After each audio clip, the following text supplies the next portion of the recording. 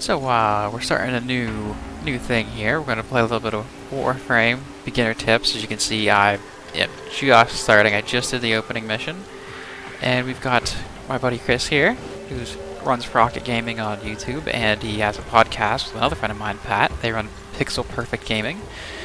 And Chris, you have what, 400 hours played in this game? Yeah, give or take, about 450, something like that. So yeah, I'd call you sufficient to guide me through here. I mean, for at least some of the beginner stuff, there's definitely, I mean, they just recently did a patch and updated a bunch of stuff, and I haven't played any of that content, so I don't know anything about any of that, but since we're just covering beginner content, it should be fairly straightforward. Oh yeah, I mean, I just want to know how to smack stuff. And actually, one of the first things that I probably recommend most people learn is actually just the movement. The movement's actually a little bit more advanced in this game than most people think. I mean, you already saw the toggle to sprint and the options, which is always good to turn on. But for a long time, you end up thinking sprinting is about the only way you're really going to get around. And it just isn't that fun, considering you're kind of a space ninja. Like, that's the whole design of Warframe, is that you're a space ninja. So it takes a while before you really figure out some of the movement. So the first thing I think everyone should learn is like sliding. When you move forward and you crouch, you can slide.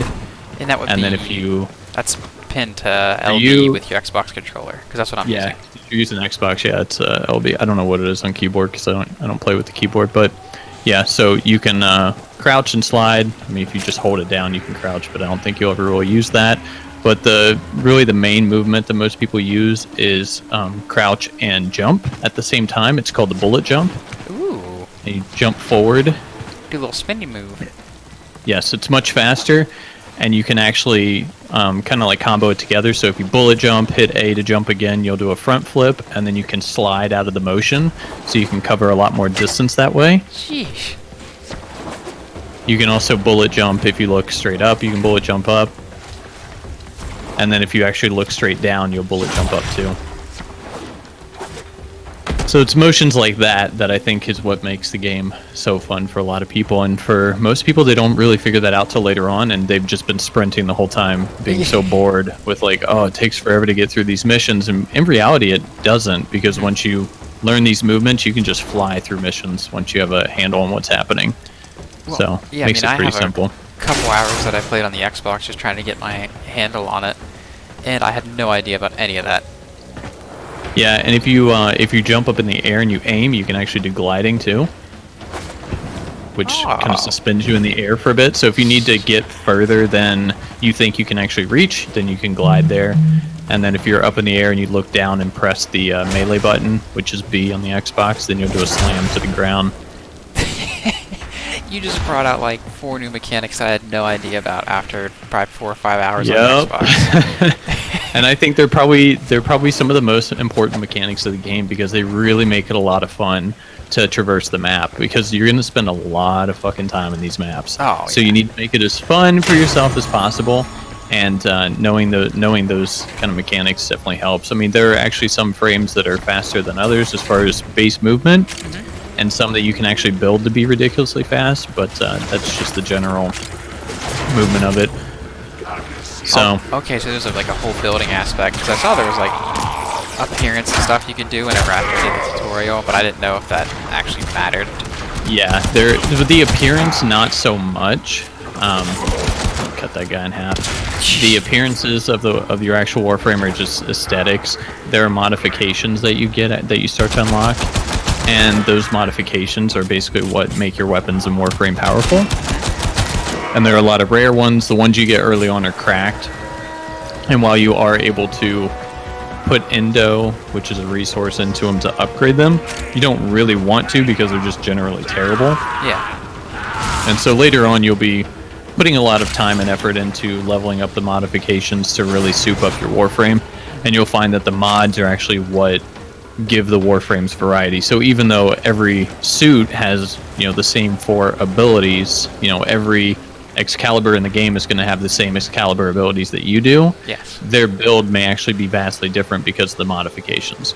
So they may tailor more towards like a melee build where they just do a ridiculous amount of damage with a sword, and he can constantly use his ultimate all the time. Jeez. And other people may just focus on gun damage or something like that. Yeah. So it just kind of depends. So you can, everyone can play it completely differently. Yep, and weapons are kind of the same way, where you can change the way you want to play with certain weapons. Some, I mean, the stats do kind of gear them towards specific builds, but you can change it if you want, depending on what it is, or depending on what kind of enemies you face. That's one thing, is there's, different enemy types have different weaknesses and things like that, which is more something you worry about much later in the game. In the beginning, it doesn't really matter. You're just kind of like, there's an enemy, I'm going to kill it. Doesn't matter how I'm going to kill it, I'm just going to kill it, so. Right now, just murder.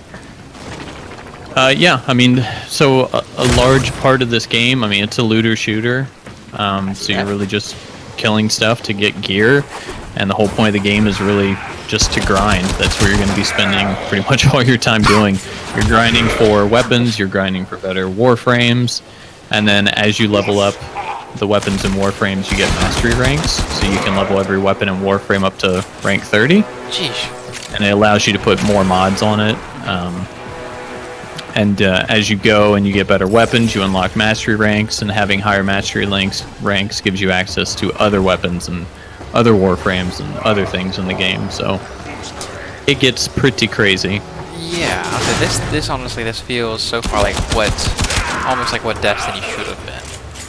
Yes, people constantly compare it to Destiny. I never really played a lot of Destiny, so I can't really compare it to that necessarily, but it does get compared to that a lot, in the sense of, it's a similar type of game. Yeah. But I think this has a lot more content. One thing that people kind of think, because this is a free-to-play game, they often think that free-to-pay or free-to-play means pay-to-win. Yes. And this is not a pay-to-win game at all.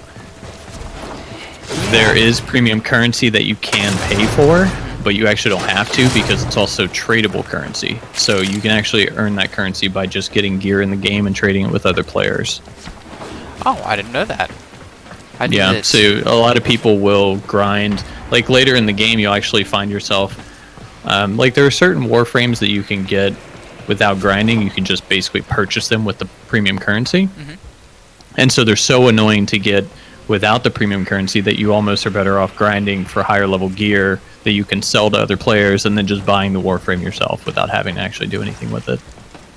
Well, that's a pretty good idea, though. I mean, you can more or less make in-game money if you just plan on spending it in the game. Yep, and pretty much I would say like 98% of the items in the game are available with Platinum and able to be earned for free without having to spend $1 at all in the game. Yeah, so essentially you don't have to pay anything for most items. It's not like a Darth Vader. The stuff that you do have to pay for is cosmetics, so they do put cosmetic skins on certain Warframes from the community, so from Steam. Designers on Steam that want to add their stuff, and those are never... you can't buy those with Platinum. You have to spend money to support those designers, so... Okay, but that's supporting a designer. Something a little different. Yeah, that's all it is, yeah. So anything else that happens to me, if they come out with a new Warframe, they will put it on the marketplace, which is, you have the access to the marketplace on your ship. They'll put it on the marketplace for 1,000 Platinum or something like that. And so if you have the Platinum, you can just go ahead and buy it. So. But then if they come out with the new Warframe, you can also just grind and get it. Yep, you could farm for it. Absolutely. They have a new Warframe out right now that I haven't seen. I think it's a Wisp, which I think you have to grind the new content to get her. So I would probably just end up buying her, honestly, with Platinum. Yeah, but by this point you have enough to do that.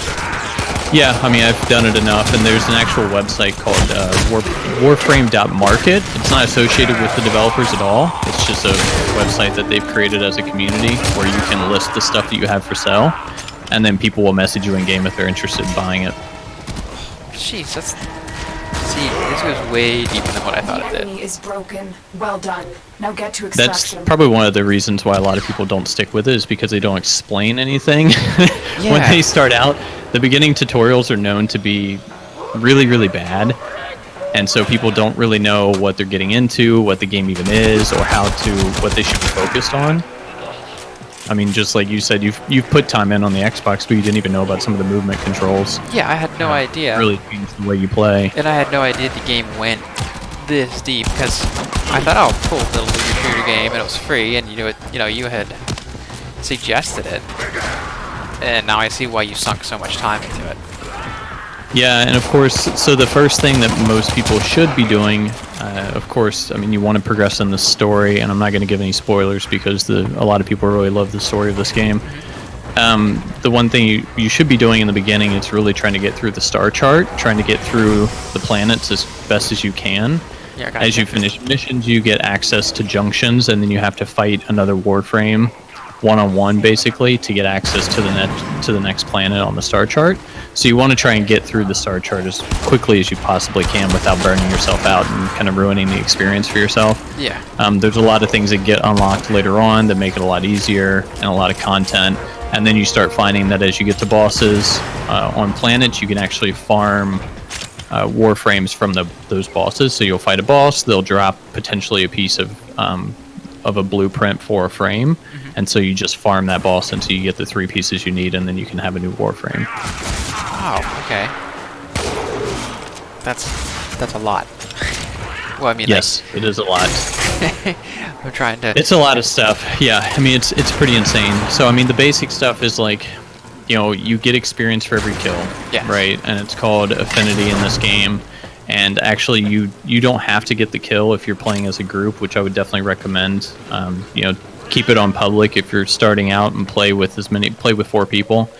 Get to know everyone in this community is generally very accepting and very friendly. So if they know you're a beginner, they'll be able to tell if you're a beginner because they can tell by your mastery rank. Like I can look and see that you're a 0 and I'm an 18.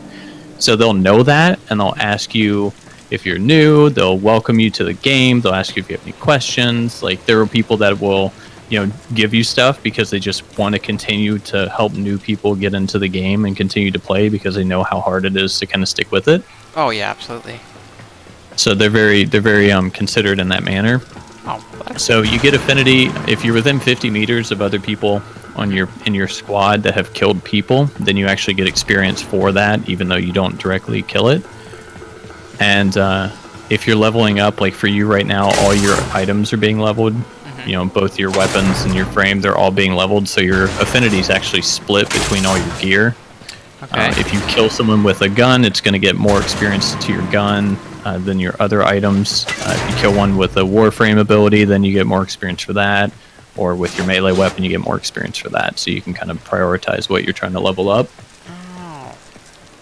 Okay, see, I didn't know that at all. See, I was just blasting through with whatever. I didn't realize it was all split. Yep, it's split, and then if you're trying to level up, let's say you're just trying to level up your melee weapon, and that's what you're focused on, then I typically take my other weapons off entirely and just run with a maxed out Warframe so that my melee weapon is getting all the experience. Well, that makes sense. We can extract through this mission here. Sweet. I'll show you one of my other frames that I have. So I noticed too, I got a collectible. It was earlier, I didn't want to interrupt you. It's popped up collectible and a whole pile of other stuff just came up. It's like, oh, step 1 of this, step 1 of this. Did you get the Iatan Cyan Star? Is that what you got? It might have been. I was rolling through. Probably. So there, Endo is the resource that's used to level When up. you are ready, To level up your modifications. And the Cyan Stars are put into these things called Iatan Treasures, which you can do quests to get the treasures. The treasures give you Endo when you exchange them, but if you put more of those stars into it, then they actually are worth more Endo when you exchange them. The other thing people like to do if they don't need the Endo or they need the Platinum is you can actually put stars in it, and you can sell those sculptures to other players. They'll pay for them. Oh, sheesh. So this is a whole blown community they've made here. Yep. And I mean, since the Platinum is readily available through trade, Digital Extreme doesn't control what the prices are on anything, so it's completely self-sufficient in the sense that, like, you know, if a certain Warframe is really expensive, it's expensive for a reason. It's expensive because it's very difficult to get a hold on, and that's what the market has decided the price needs to be for it. Yeah.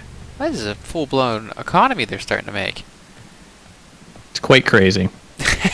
I'm impressed. Gets a little wild, that's for sure.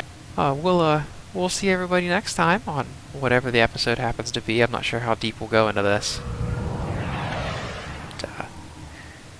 Bananas.